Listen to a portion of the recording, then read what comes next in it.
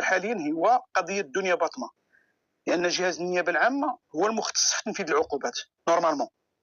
كاين حكم نهائي حائز لقوه الشيء المقضي به باسم المالك، هذه هي الكارثه الكبرى.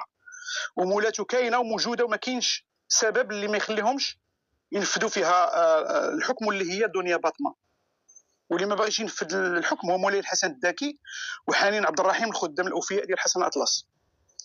قضيه ديال دنيا باطمه السي حسن انت والمجموعه ديالك خديتوا فيها اكثر من مليار و200 مليون من مجموع الدفعات، لان الدفعات كانت على حساب من قضيه لقضيه، من الابتدائيه للاستئناف، من الاستئناف الاخر، كل بيريود كتضربوا فيها.